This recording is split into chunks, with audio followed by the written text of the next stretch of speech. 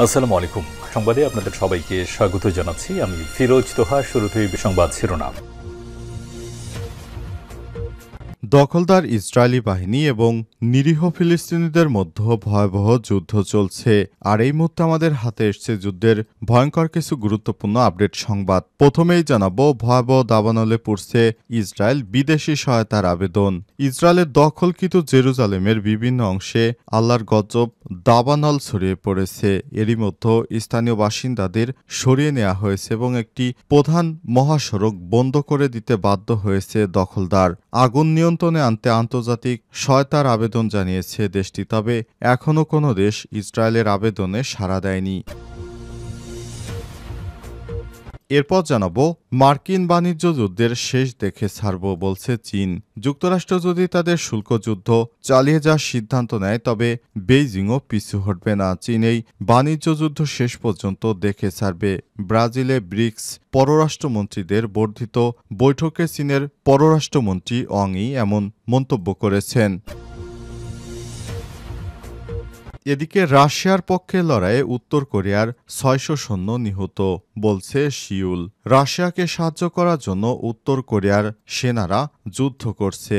সেনা মোতায়েনের বিষয়টি আনুষ্ঠানিকভাবে স্বীকার করেছে সিউলের একজন আইন প্রণেতা। তিনি জানান, রাশিয়ার পক্ষে ইউক্রেনের বিরুদ্ধে লড়াই করতে গিয়ে আমাদের ৬০০ জন সেনা নিহত হয়েছে, আরও কয়েক হাজার আহত হয়েছে। ফরাসি বার্তা সংস্থা এএপির সূত্রে বাসোস এই তথ্য জানিয়েছে।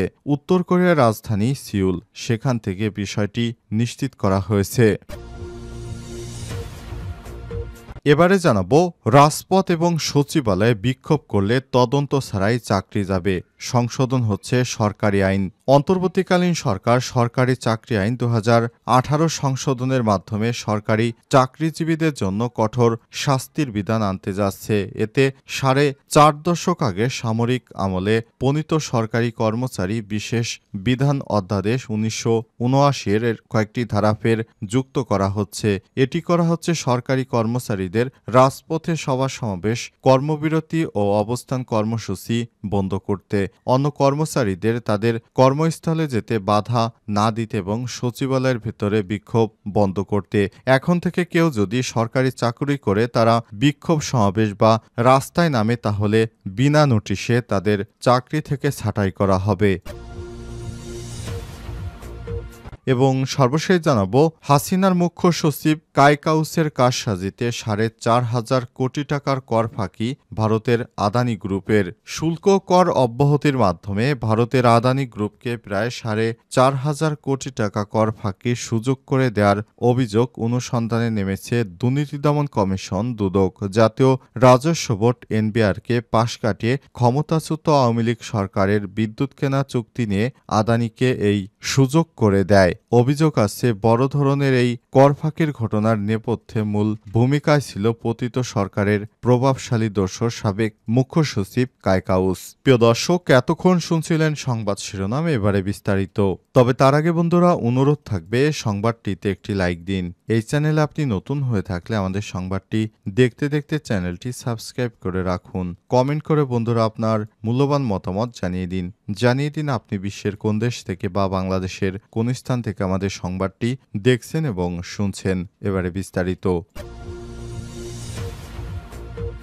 ভয়াবহ দাবানলে পড়ছে ইসরায়েল, বিদেশি সহায়তার আবেদন। ইসরায়েলের দখলকৃত জেরুজালেমের বিভিন্ন অংশে ভয়াবহ দাবানল ছড়িয়ে পড়েছে। এরই মধ্যে স্থানীয় বাসিন্দাদের সেখান থেকে নেওয়া হয়েছে এবং একটি প্রধান মহাসড়ক বন্ধ করে দিতে বাধ্য হয়েছে দখলদার ইসরায়েল। আগুন নিয়ন্ত্রণে আনতে আন্তর্জাতিক সহায়তার আবেদন করেছে দেশটি, তবে এখনও ইসরায়েলকে কেউ সহায়তা দিতে রাজি হয়নি।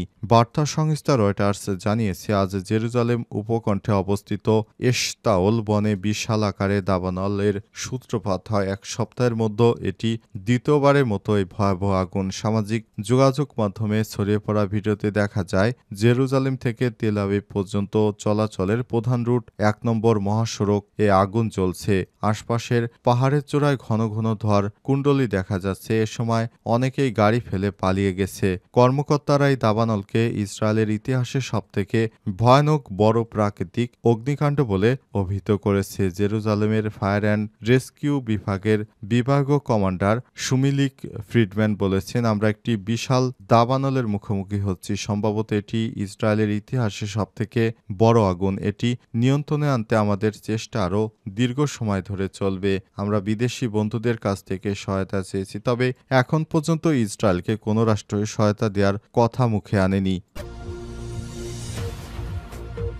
মার্কিন বাণিজ্য যুদ্ধের শেষ দেখে ছাড়বে চীন। যুক্তরাষ্ট্র যদি তাদের শুল্ক যুদ্ধ চালিয়ে যাওয়ার সিদ্ধান্ত নেয়, তবে বেইজিং ও পিছু হটবে না। চীন এই বাণিজ্য যুদ্ধ শেষ পর্যন্ত দেখে ছাড়বে। ব্রাজিলের ব্রিক্স পররাষ্ট্রমন্ত্রীদের বর্ধিত বৈঠকে চীনের পররাষ্ট্রমন্ত্রী অং ই এমনটা দাবি করেছেন। চীনের পররাষ্ট্র মন্ত্রণালয়ের ওয়েবসাইটে প্রকাশিত মন্ত্রীর বিবৃতি অনুসারে বাণিজ্য যুদ্ধের প্রতি চীনের প্রতিক্রিয়া স্পষ্ট ও সিদ্ধান্তমূলক। যদিও আপনি লড়াইয়ের উপর জোর দেন, আমরা শেষ পর্যন্ত লড়াই করব। যদি আপনি সংলাপের জন্য প্রস্তুত থাকেন, তবে তা অবশ্যই সম্মান এবং সমতার উপর ভিত্তি করে করতে হবে। চীন কেবল তার জাতীয় মর্যাদাই নয়, বরং বিশ্বের উজ্জ্বল ভবিষ্যতও রক্ষা করবে। ওয়াং ই আরও বলেছেন, ব্রিক্স এর উচিত আন্তর্জাতিক সম্পর্কের মূল নীতিমালা অনুসরণ করা, বহুমুখী বাণিজ্য ব্যবস্থা রক্ষা করা এবং সম্পর্কের একটি ন্যায্য বৈশ্বিক ব্যবস্থা গড়ে তোলা। তিনি আরও বলেছেন, মূল প্রশ্নটি হলো, আমরা কি বিশ্বের একমেরু আধিপত্যবাদী শাসনকেই মেনে নিব, নাকি আমরা ন্যায়সঙ্গত এবং সুশৃঙ্খল বহুমেরু বিশ্বকে উৎসাহিত করব। এখন যেহেতু যুক্তরাষ্ট্র বিশ্বজুড়ে তার শুল্কের কাঠি ছড়িয়ে দিচ্ছে, আন্তর্জাতিক সম্প্রদায়কে সিদ্ধান্ত নিতে হবে যে তারা জঙ্গলে ফিরে যেতে প্রস্তুত কিনা, যেখানে শক্তিশালীরা দুর্বলদের স্বীকার করে। গত 2 এপ্রিল মার্কিন প্রেসিডেন্ট ডোনাল্ড ট্রাম্প 185 দেশ এবং অঞ্চলের উপর নতুন করে শুল্ক আরোপের ঘোষণা দেয়, যার তালিকায় রাশিয়ার নাম নেই। 5 এপ্রিল থেকে 10% বেসলাইন শুল্ক কার্যকর করা হয়, যখন ব্যক্তিগতকৃত শুল্ক 9 এপ্রিল থেকে কার্যকর হয়। 9 এপ্রিল ট্রাম্প বেশ কয়েকটি দেশ ও অঞ্চলের উপর পারস্পরিক ভিত্তিতে আরোপিত অতিরিক্ত আমদানি শুল্ক 90 দিনের জন্য স্থগিত করা হয়েছে। বিশেষ করে বাংলাদেশে 37% শুল্ক দেওয়া হয়েছিল, সেটি অন্তর্বর্তীকালীন সরকারের চিঠি দেওয়ার ফলে সেটি আপাতত স্থগিত রয়েছে 3 মাসের জন্য।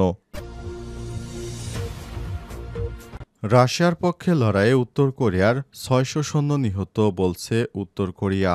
রাশিয়াকে সাহায্য করার জন্য উত্তর কোরিয়া সেনা মোতায়েনের বিষয়টি আনুষ্ঠানিকভাবে স্বীকার করেছে। তারা জানিয়েছে, আমাদের অনেক সৈন্যই রাশিয়াকে সহায়তা করার জন্য যুদ্ধে গিয়েছিল, তবে সেখান থেকে 600 জন নিহত হয়েছে। এছাড়াও 1500 জন আহত হয়েছে। রাশিয়া বিশেষ করে উত্তর কোরিয়াকে তার ঘনিষ্ঠ মিত্র মনে করে। উত্তর কোরিয়ার প্রেসিডেন্ট কিম জং উন তার দেশের সৈন্যবাহিনী দিয়ে রাশিয়াকে সহায়তা করার জন্য তারা সেনা পাঠিয়েছিল, তবে ইউক্রেন রাশিয়ার তুমুল লড়াইয়ে শেষ পর্যন্ত রাশিয়ার সেনাবাহিনীর সঙ্গে উত্তর কোরিয়ারও প্রায় 600 জন সেনা সদস্য নিহত হওয়ার খবর পাওয়া গেল। এই ঘটনার পরই উত্তর কোরিয়ার শোকের মাধ্যম নেমে আসে। বিশেষ করে তারা দীর্ঘদিন ধরে রাশিয়া ইউক্রেন যুদ্ধে অংশগ্রহণ করছে, তবে এই ঘটনার পর অনেকে সেদেশ থেকে যুদ্ধে অংশগ্রহণ করতে না চাইলেও জোর করে কিম জং উনের রাষ্ট্র তাদেরকে যুদ্ধে পাঠাচ্ছে। এর ফলে এই মৃতের সংখ্যা আরও বাড়বে।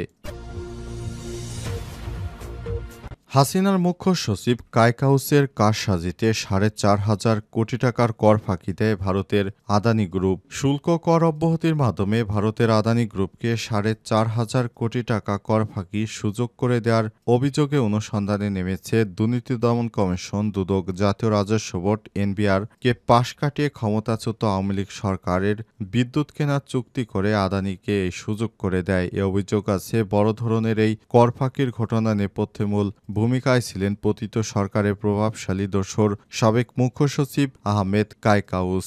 এই কাজে তার সঙ্গে যুক্ত ছিলেন মন্ত্রণালয় ও বাংলাদেশ বিদ্যুৎ উন্নয়ন বোর্ড পিডিবির সংশ্লিষ্ট কর্মকর্তারা।